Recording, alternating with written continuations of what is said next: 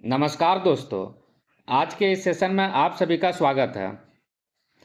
भारत में British east India company एक व्यापारी बनकर आई थी, लेकिन धीरे धीरे उसने अपनी नीतियों के जरिए पूरे भारत पर शासन स्थापित कर लिया। भारतीय जमीन, धन दौलत और सत्ता देखकर उनका मन बदल गया और फिर शुरू हुआ धीरे धीरे पूरा भारत हड़पने का गेम। अगर आपको लगता है कि अंग्रेज ने सिर्फ युद्ध जीतकर भारत पर कब्जा किया तो आप गलत हैं। असली खेल उनकी नीतियों में छुपा है।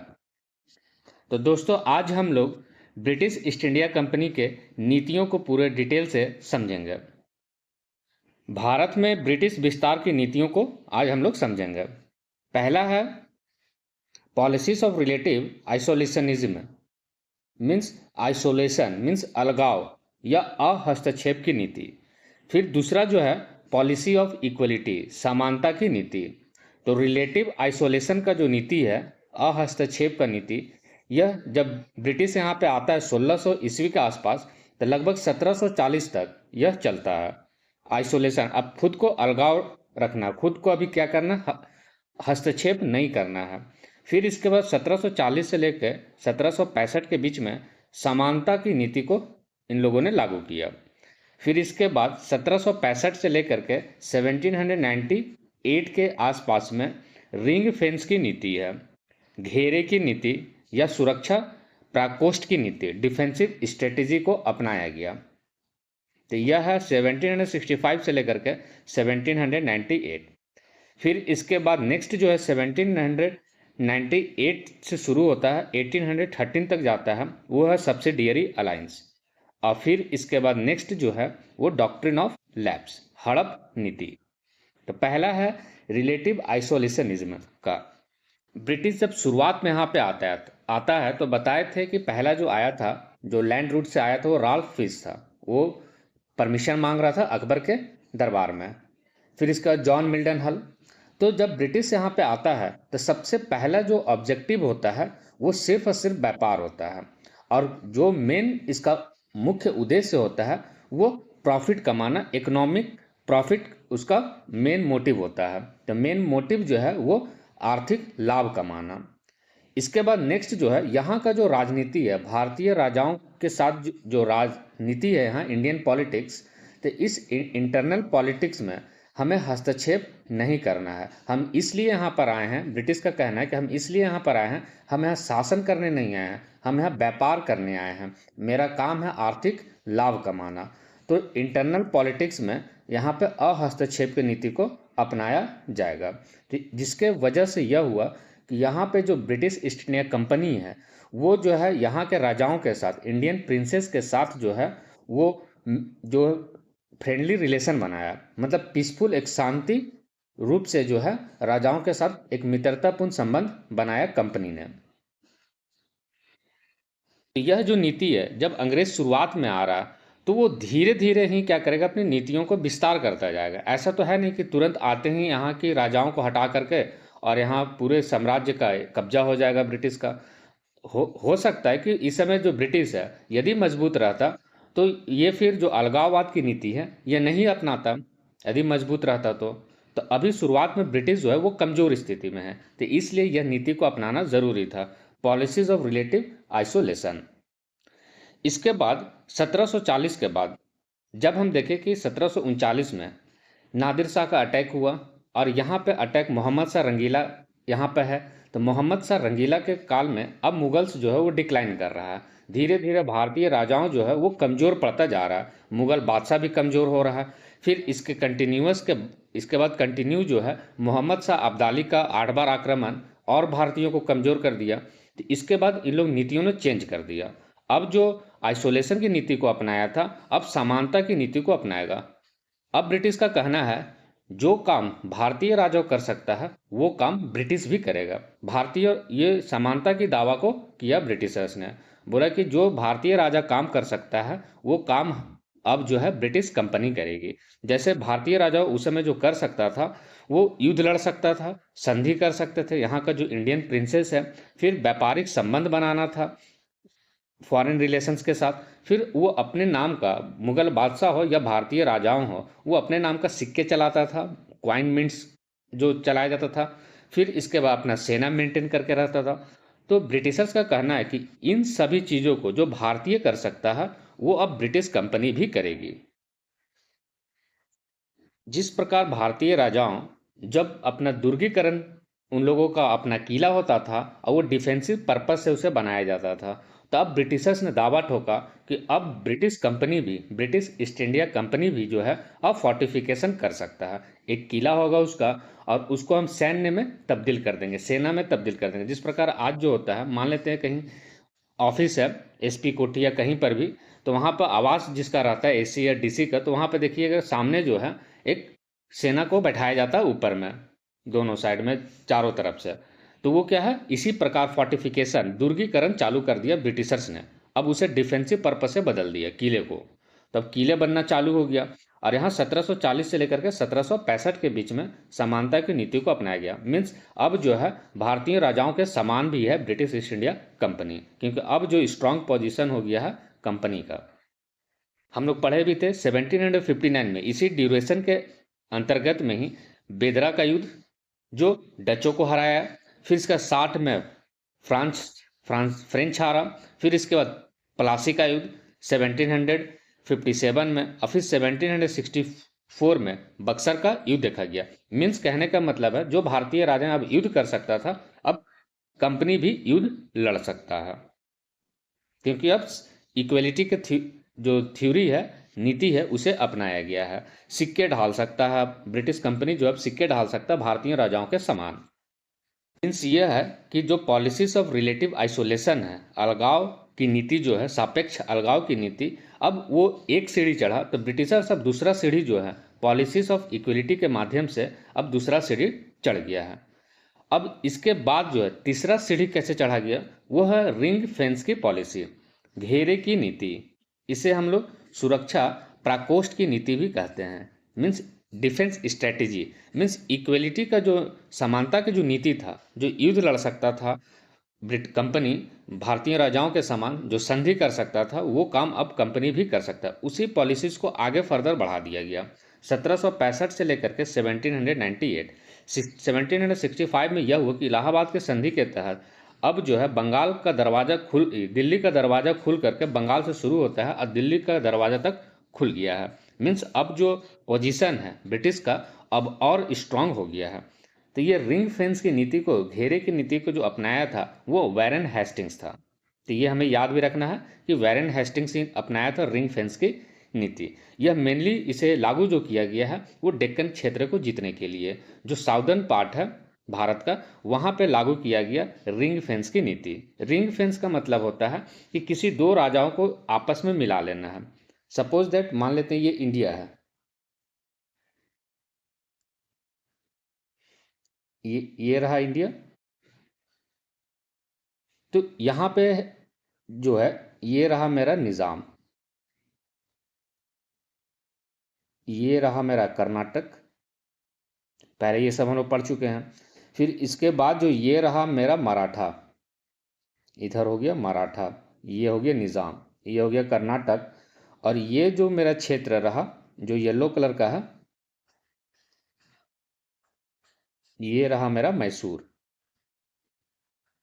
और फिर इसके जस्ट जो बगल में जो ब्लू कलर का दिख रहा है, ये मेरा रहा त्रावणकोर। मीन्स कहने का मतलब ये है कि रिंग ऑफ फेंस की नीति से अंग्रेजों ने यह चाल चला कि हम किसी दो राजाओं को अपने पक्ष में कर लेंगे।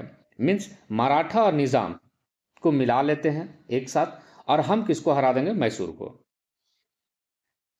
मीन्स किसी दो राजाओं को मिला करके किसी तीसरे बड़े राजाओं को हरा देना है। तो मैसूर का जो जीत हुआ वो रिंग ऑफ फेंस, जो रिंग फेंस की नीति है, उसी के माध्यम से हराया गया किसे, मैसूर को। जब टीपू सुल्तान की मृत्यु हुआ तो उसके बाद रिंग फेंस की नीति से इसे क्या किया गया, कब्जा कर लिया गया। मतलब ब्रिटिश का साम्राज्य जो है अब बढ़ा दिया गया। तो इस नीति से जो ब्रिटिश का साम्राज्य है, जो इंडियन जो भूभाग है, लगभग 80% जो है इसके बाद जो है रिंग ऑफ फेंस के माध्यम से अपना लिया गया। और फिर इसका जब सब्सिडियरी अलायंस आएगा तो लगभग उसका 80% भाग जो है वो ब्रिटिश अंपायर में शामिल हो जाएगा। इस रिंग फेंस की नीति से यह हुआ कि जो इस रिंग फेंस की नीति से यह हुआ कि जो मराठा और निज़ाम और ब्रिटिश ईस्ट इंडिया कंपनी एक साथ मिल करके और किसी दूसरे बड़े राजाओं को हरा दे रहा है, तो ये डायरेक्टली जो है यहाँ पे अंग्रेज जो है सीधे युद्ध में अपने पार्टिसिपेट ना लेकर के एक बफर स्टेट के रूप में काम कर रहा है। मराठा और निज़ाम मतलब अपनी साम्राज्य को बचाए रखने के लिए एक बफर स्टेट का जो है इंट्रोड्यूस किया जा रहा है। बफर स्टेट का मतलब है कि दो बड़े शक्तिशाली के बीच में किसी तीसरे छोटे राज्य को एक बफर स्टेट के रूप में काम करना, वो युद्ध के रूप में। जैसे आज अमेरिका जो है बफर स्टेट के रूप में काम करता है, जैसे मान लेते हैं खाड़ी के देशों में, या फिर एक तरफ चाइना है एक तरफ भारत है, तो इस बीच वाला जो क्षेत्र है नेपाल एक बफर के स्टेट के रूप में ये काम कर सकता है। एक दो बड़े राज्य के बीच में एक छोटा सा जो है उसका हम इस्तेमाल बफर के रूप में करते थे। अंग्रेजों ने क्या किया कि बफर स्टेट के रूप में मराठा और निज़ाम को दोनों को मिला करके एक तीसरे राज्य को हरा। इसका एग्जाम्पल था मैसूर। यह जो घेरे का नीति है मीन्स मराठाओं को हम सुरक्षा देंगे, वहाँ हम सेना देंगे अपना, और अब जो मराठा और निज़ाम है उसकी सुरक्षा का जो दायित्व रहेगा वो ब्रिटिश कंपनी का रहेगा, और यहाँ हम किसी तीसरे राजाओं को हरा देंगे। इसलिए इसे सुरक्षा प्राकोष्ठ भी कहा गया। एक डिफेंसिव स्ट्रेटेजी है, एक घेरने का नीति है। किस तरीके से अपने साम्राज्य को, ब्रिटिश अंपायर को बढ़ाना है, तो हमें भारतीय राज्य को घेरना होगा। तो दो राजाओं को मिलकर के किसी तीसरे राजाओं को क्या करना, घेर लेना है। तो ये मेरा रहा तीसरा सीढ़ी। पहला सीढ़ी था कि हमें अलगाव रखना, हस्तक्षेप नहीं करना। हस्तक्षेप करेंगे तभी हम कमज़ोर है, हो सकता है कि मुगल या फिर भारतीय राजाओं हमें यहाँ रहने नहीं दे। तो पहले हमें क्या करना, हस्तक्षेप बिल्कुल भी नहीं करना है। इसके बाद हमें समानता की नीति, जब हम मजबूत हो जाएंगे तो हम जो काम भारतीय राजाओं कर सकता तो वो काम ब्रिटिश भी कर सकता है। फिर इसके बाद घेरे की नीति। अब जो धीरे धीरे जब मजबूत हो गया ब्रिटिश कंपनी, तो अब धीरे धीरे क्या करेंगे, हम यहाँ के पॉलिटिक्स में हम इंटरफेयर करेंगे। हमें किस प्रकार देखने को भी मिला था कि निज़ाम और जो कर्नाटक था, ये दो लोगों को कैसे जीता गया। वहाँ का उत्तराधिकार, वार ऑफ सक्सेशन को लेकर के वहाँ पे युद्ध चल रहा था, तो एक तरफ फ्रेंच और एक तरफ ब्रिटिश शामिल हो गया। मीन्स अब जो है हस्तक्षेप का नीति चालू हो गया। अब पहले जब आया था व्यापार के माध्यम से सिर्फ इकोनॉमिक प्रॉफिट जो मोटिव था, इंटरनल पॉलिटिक्स में वहाँ हमें क्या करना था, हस्तक्षेप रहना था, मीन्स हस्तक्षेप नहीं करना था। लेकिन अब ब्रिटिश जो है हस्तक्षेप करना पूरी तरीके से चालू कर दिया। अब इसके बाद नेक्स्ट जो अगला सीढ़ी है वो है सब्सिडियरी अलायंस। यह सबसे इंपॉर्टेंट नीति में से एक है। सब्सिडियरी अलायंस मीन्स सहायक संधि। ब्रिटिश जो है सहायक संधि के माध्यम से भारतीय राजाओं मतलब ब्रिटिश अंपायर जो है लगभग 80% भूभाग पर नियंत्रण हो जाता है, लगभग 80%। और इसे जो इंट्रोड्यूस किया था वो वेलेजली के द्वारा इंट्रोड्यूस किया गया। ये 1798 से लेकर के 1805 के लगभग, इस समय ब्रिटिश ने घोषणा किया कि जो भी भारतीय राज्य है वो सहायक संधि जो है उसे स्वीकार कर ले। यदि सहायक संधि स्वीकार करता है तो उसकी सुरक्षा का जिम्मेवारी ब्रिटिश कंपनी का होगा। तो इसे क्या होगा कि उसे जो भी अगल बगल के राजाओं से जिसका युद्ध होता था तो उसकी सुरक्षा ब्रिटिश कंपनी देगा। कोई भी दूसरा राज्य जो है या फिर इंटरनल स्टेट्स हो या फिर कोई बाह्य राज्य हो, कोई भी उसको आंख उठाकर नहीं देख सकता है। यदि आंख उठाकर देखेगा तो ब्रिटिश सेना उसके लिए खड़ी है। तो ये सहायक संधि में ब्रिटिश के द्वारा रखा गया। और जो घेरे का नीति था उसी का ही ये विस्तार है। किस प्रकार घेरे के नीति के माध्यम से एक बफर राज्य बनाया गया ताकि हम दो राज्यों को मिलाकर के तीसरे को हरा दें। तो वो भी एक तरह का स्ट्रेटेजी है डिफेंस का। बस सब्सिडियरी अलायंस जो है उसी डिफेंस स्ट्रेटेजी का और बड़ा रूप है। तो यहाँ पर बताया गया कि हम क्या करेंगे, सैन्य सुरक्षा देंगे। ब्रिटिश जो कंपनी है अब भारतीय राजाओं को उसे कोई बाहरी शत्रु या आंतरिक विद्रोह हो रहा उसे सुरक्षा प्रोवाइड करेगा। कौन? Company, British east India company. Company कहने का मतलब है ब्रिटिश ईस्ट इंडिया कंपनी, क्योंकि बाकी जो पहले जो कंपनी था चाहे वो पोर्तुगीज हो, डच हो, डेन या फिर फ्रेंच हो, वो सारे जो है अब धीरे धीरे यहाँ से क्लियर हो गया कि वो लोग यहाँ जो है ब्रिटिश से वो लोग हार गया, ब्रिटिश का सुप्रीमेसी हो गया है। तो यह बाहरी शत्रु और आंतरिक जो शत्रु होगा उसका सुरक्षा का दायित्व है ब्रिटिश का, ब्रिटिश ईस्ट इंडिया कंपनी का। और जो सेना जो हम मेंटेन करके रखेंगे, इस सेना का खर्च भारतीय राजाओं के द्वारा दिया जाएगा। और इसी पीरियड में लगभग 1799 में हुआ यह कि फ्रांस में एक राजा हुआ नेपोलियन बोनापार्ट। नेपोलियन बोनापार्ट जो है पूरा यूरोप में हाहाकार मचा के रखा था। और नेपोलियन बोनापार्ट जो है यह धीरे धीरे अपने साम्राज्य को फैला रहा था पूरे यूरोप में। फिर धीरे धीरे ये मिस्र तक पहुंच गया, इजिप्ट के क्षेत्र में। अब नेपोलियन बोनापार्ट जो है उसका खतरा भारत पे भी पड़ रहा था। तो ब्रिटिशर्स जो है, ब्रिटिश ईस्ट इंडिया कंपनी सोचा कि हम नेपोलियन बोनापार्ट को रोकने के लिए भारतीय राजाओं के साथ जो है एक संधि करते हैं।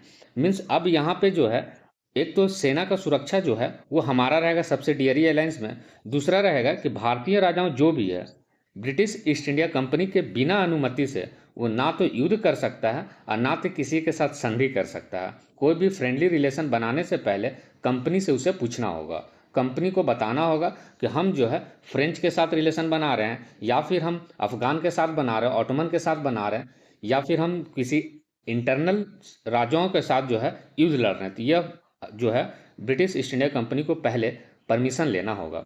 यह सब्सिडियरी अलायंस में रख दिया गया। इसे यह हुआ कि भारतीय राजाओं को जो ब्रिटिश ईस्ट इंडिया कंपनी है तो उसे तो एक परमिशन देना रहा, तो विदेश नीति पर इसने नियंत्रण कर लिया सब्सिडियरी अलायंस के माध्यम से। इस ड्यूरेशन में जो भारतीय राजाओं है वो जो है अपने भोग विलास की जिंदगी में जी रहे हैं। जैसे नवाब है तो नवाब जो अपने नवाबी ठाठ में बना हुआ है। तो कई सब्सिडियरी अलायंस के माध्यम से भारतीय राजाओं जो है बोला कि ठीक है, सेना जो है मेंटेन करके रखो, और यहाँ पे जो है हम जो है हमारी जो दायित्व है कि हम जब भी युद्ध करेंगे तो हम कंपनी को पहले अनुमति ले लेंगे। इसमें सबसे पहला जो शामिल हुआ निज़ाम 1798 में, निज़ाम मोहम्मद अली। जब निज़ामुल मुल्क जो पहला था, फिर इस तरह के ढेर सारे निज़ाम हुआ, तो निज़ाम मोहम्मद अली जो है वो पहला ऐसा शासक हुआ जो सब्सिडियरी अलायंस को अपनाया 1798 में। और उसका जो सुरक्षा देना काम था वो ब्रिटिश ईस्ट इंडिया कंपनी का था। फिर हैदराबाद के बाद मैसूर 99 में, फिर तीसरा तंजौर वो भी 99 में, अवध 1801 में। सब्सिडियरी अलायंस के माध्यम से धीरे धीरे जो है भारतीय राजाओं को लगभग 80% भूभाग पर नियंत्रण कर लिया ब्रिटिश कंपनी। ये याद भी रखना है कि हैदराबाद पहला है, फिर मैसूर है, तंजौर है, फिर अवध है। ये एक सीक्वेंस में लगाने के लिए एग्जाम में आ जाता है। इसके बाद सब्सिडियरी अलायंस के बाद जो भाग्य बच गया, कई ऐसा भाग्य जो था जो सहायक संधि में सिग्नेचर नहीं किया, शामिल नहीं हुआ। अब यहाँ पे वेलेस्ली के बाद जो भेजा गया ब्रिटेन से, वो दल हौजी को भेजा गया गवर्नर जनरल के रूप में, और उसे बोला गया कि जो भारतीय साम्राज्य है उसे क्या करना है, पूरे ब्रिटिश अंपायर में मिला देना है। इसने क्या किया, बारीकी से पहले अध्ययन किया, और जब देखा कि इसने अध्ययन करने के दौरान में पाया कि अब जो राज्य बचा हुआ है वो राज्य जो है उसके अपने पुत्र जो है वो नहीं है, वो दत्तक पुत्र है, मीन्स गोद लिया हुआ पुत्र है। तो भारतीय राजाओं में यह चलता था, एक हायरार्की था, कि हायरार्की यह था, अनुवांशिक चलता था कि जो राजा है राजा का बेटा ही राजा बनेगा, लेकिन बेटा जो था वो गोद लिया हुआ बेटा था सभी राज्य में, जो राज्य बच गया। यह जो बहाना है डलहौजी को अच्छा से ये पाया कि दत्तक पुत्र है, मीन्स अपना पुत्र नहीं है। तो इसने अनाउंस किया डॉक्ट्रिन ऑफ लैप्स के माध्यम से कि डलहौजी बोला 1848 से लेकर के 1856 के बीच में इसने क्या किया, शुरू किया कि जो भी एडॉप्शन किया हुआ पुत्र है, एडॉप्शन सन है, वो उसका राजा अब नहीं बनेगा। अब जो हायरार्की जो था उसे समाप्त कर दिया। तो गोद लिया हुआ संतान की मान्यता बंद कर दिया, और बोला कि जिसका गोद लिया हुआ पुत्र है वो उसका साम्राज्य नहीं होगा, वो अधीन आ जाएगा, ब्रिटिश ईस्ट इंडिया कंपनी के अधीन होगा। इस प्रकार जो है नागपुर में, झांसी में, सताड़ा में, जैतपुर में, उदयपुर में, ये सारे जो है अब राजा का जो बेटा जो संतान था वो दत्तक पुत्र था, मीन्स दत्तक पुत्र एडॉप्शन लिया हुआ पुत्र था, जिसके चलते सतारा को छीन लिया गया 1848 में, यह बात कह करके कि अब जो है वो एडॉप्टेड सन जो है वो राजा नहीं बन सकता था 1848 में। तो सबसे पहला डॉक्ट्रिन ऑफ लैप्स में जो शामिल हुआ है वो सतारा को शामिल किया गया है। ये ज़बरदस्ती हड़प लिया गया ब्रिटिश कंपनी के द्वारा। फिर इसके बाद 1849 में ही सेकेंड जैतपुर, फिर थर्ड संबलपुर में, फिर इसके बाद उदयपुर, फिर इसके बाद झांसी, फिर इसके बाद नागपुर। झांसी 1853 में लिया गया है। झांसी के जो पुत्र था वो भी क्या, इसलिए भी ये युद्ध हो रहा था कि अडॉप्टेड है। फिर नागपुर में भी इसी को लेकर के, संतान को ही लेकर के क्या हुआ, छीन लिया गया कि वो अडॉप्टेड पुत्र है। इस प्रकार धीरे धीरे ब्रिटिश कंपनी जो है 80% भूभाग पे पहले ही इन लोगों ने कब्जा कर लिया सब्सिडियरी अलायंस के माध्यम से, और जो बचा खुचा रहा 20% वो ले लिया गया अडॉप्शन के माध्यम से। अडॉप्टेड पुत्र को जो है माना नहीं गया, तो वो अंतर्गत आ गया ब्रिटिश ईस्ट इंडिया कंपनी में। तो पहला था सतारा, फिर जैतपुर, संबल, उदयपुर, झांसी और नागपुर। तो सबसे जो मेन जो था वो एक झांसी पूछता भी एग्जाम में कि झांसी को कब जो है डॉक्ट्रिन ऑफ लैप्स में लिया गया, तो 1853 में। और शुरुआत में कौन है, सतारा। जबकि सब्सिडियरी अलायंस जो था वो बड़े भूभाग पर नियंत्रण किया गया, लगभग 80 से 82%। तो पहला जो है वो HMT है, हैदराबाद, मैसूर, तंजौर, फिर अवध। और डॉक्ट्रिन ऑफ लैप्स जो लास्ट अंतिम सीढ़ी था ब्रिटिश का, धीरे धीरे पहला सीढ़ी से करते करते जब अंतिम सीढ़ी पहुंचा, तो ये भारत का पूरी तरीके से एकीकरण हो गया ब्रिटिश ईस्ट इंडिया कंपनी के द्वारा, पूरी तरीके से कंसोलिडेट हो गया। तो भारत का एकीकरण जो है अब हमें देखने को मिल रहा है डॉक्ट्रिन ऑफ लैप्स के माध्यम से। फिर डॉक्ट्रिन ऑफ लैप्स का प्रभाव यह पड़ा भारत पे कि 1857 का मुख्य जो कारण रहा, एक उसमें से डॉक्ट्रिन ऑफ लैप्स वाली नीति भी रहा, जहां नागपुर 1854 से लीड किया गया, फिर झांसी 1857 में फिर वहां से लीड हुआ। तो इस तरीके से धीरे धीरे डॉक्ट्रिन ऑफ लैप्स एक भारतीयों के बीच में जो भारतीय लोग थे उसमें गुस्सा प्रकट हमें देखने को मिलता है। फिर अवध को मिस गवर्नेंस के माध्यम से वाजिद अली शाह को वहां से ट्रांसफर करके कलकत्ता भेज दिया गया, पेंशन ऑफ कर दिया गया और बताया गया कि मिस गवर्नेंस का आरोप लगाया गया। और फिर उसे अवध को भी क्या किया गया, अपने साम्राज्य में ब्रिटिश कंपनी ने मिला लिया। तो देख रहे हैं कंपनी के किस तरीके से एक व्यवस्थित ढंग से एक नीतियां चलाया, तभी तो ये पूरे विश्व भर में शासन कर पाया। पूरे विश्व पे जो कब्जा किया वो ब्रिटिश किया, क्योंकि इसके नीतियां, युद्ध तो था ही, युद्ध तो मैटर था ही था, लेकिन इसकी जो नीतियां था वो बहुत सुव्यवस्थित ढंग से था, इसीलिए तो पूरे विश्व पे कब्जा बनाए रखा। एग्जाम में यह पूछता भी है कि एक क्रोनोलॉजी यदि दे दे कि इन नीतियों का क्रोनोलॉजी सजाने के लिए, तो पहला जो हमारा होगा वो अहस्तक्षेप का नीति। मीन्स हमें क्या करना, रिलेटिव आइसोलेशन रहना, पॉलिसीज ऑफ रिलेटिव आइसोलेशन। फिर दूसरा हमें हस्तक्षेप करना है। अब हम ब्रिटिश कंपनी जो है अब भारतीय राजाओं के समान है, समकक्ष है, तो वो जो है पॉलिसीज ऑफ इक्वलिटी मीन्स समानता की नीति को। फिर इसके बाद नेक्स्ट जो है रिंग फेंस की नीति मीन्स डिफेंसिव स्ट्रेटेजी। फिर इसी रिंग फेंस की नीति को ही आगे सब्सिडियरी अलायंस के माध्यम से पूरे 80% भूभाग पर लगभग कब्जा कर लिया गया।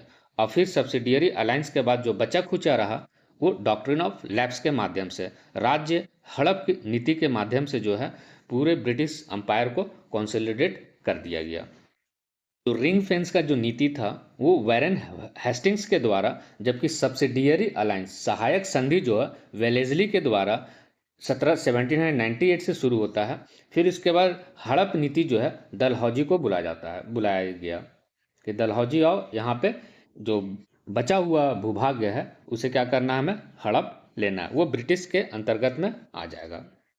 और जब कर्नाटिक वार हो रहा था तो वहाँ पे हम बताए भी थे कर्नाटिक वार में कि जो मैसूर था, जो टीपू सुल्तान था, जो चौथा यह आरोप लगाया गया कि नेपोलियन बोनापार्ट के साथ उसका संबंध है, फ्रेंच के साथ संबंध है, तो उसे संबंध तोड़ने के लिए वो युद्ध लड़ा गया था। तो नेपोलियन बोनापार्ट का भारत में इसका था डर ब्रिटिशर्स को कि वहाँ पे धीरे धीरे जो नेपोलियन बोनापार्ट वो अपना साम्राज्य फैला रहा है। तो रिंग फेंस की नीति के माध्यम से विदेशी नीति था उस पर नियंत्रण कर लिया कंपनी ने। तो दोस्तों आज के लिए इतना ही, इस सेशन को यहीं पे समाप्त करते हैं। बहुत बहुत धन्यवाद।